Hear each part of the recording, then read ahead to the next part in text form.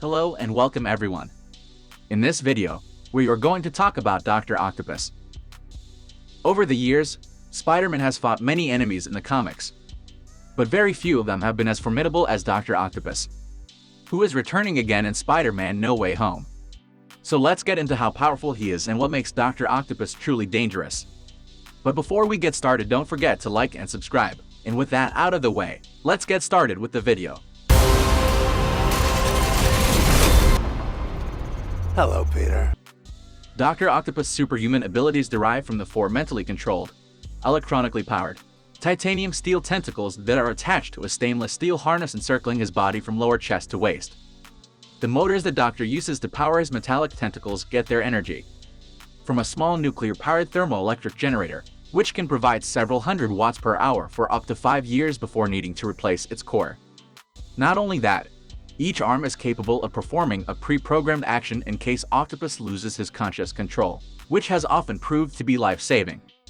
In case you thought the arms have to be attached to his body in order for him to control them, you would be wrong, as Octopus has control over them psionically, which means even when they have been severed from his body and are separated from him by vast distances, he can still control them. Pretty neat.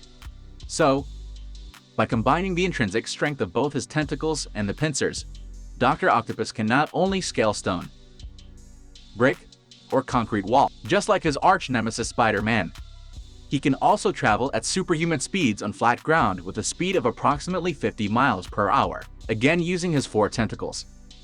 Now, considering the fact that this incredible set of tentacles were made by Dr. Octopus himself, it should be obvious that Dr. Octopus possesses extraordinary mental abilities and concentration, and through years of practice, he is able to perform 2 complexes and 2 simple independent actions simultaneously, one with each arm.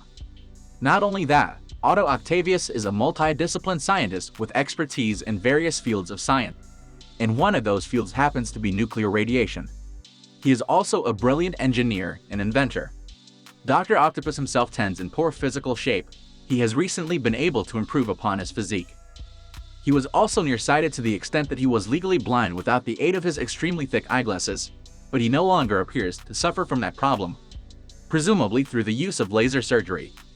But before you count him out, don't forget that with his harness attached, he is physically a match for Spider-Man in his first appearance. Dr. Octopus beat Spider-Man so badly that the wall crawler considered giving up his heroic career until he was inspired to continue by the Human Torch. Over the years, Dr. Octopus has become one of the most recognizable members of Spider-Man's rogues gallery.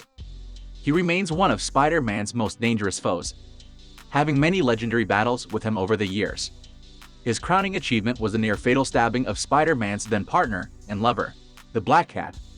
Octavius once attempted to create his own personal assassin in the form of a villainous mutated entity he dubbed as Spider-Woman, and he was involved in a plot involving using prosthetic limbs as mind control devices to create an army of minions.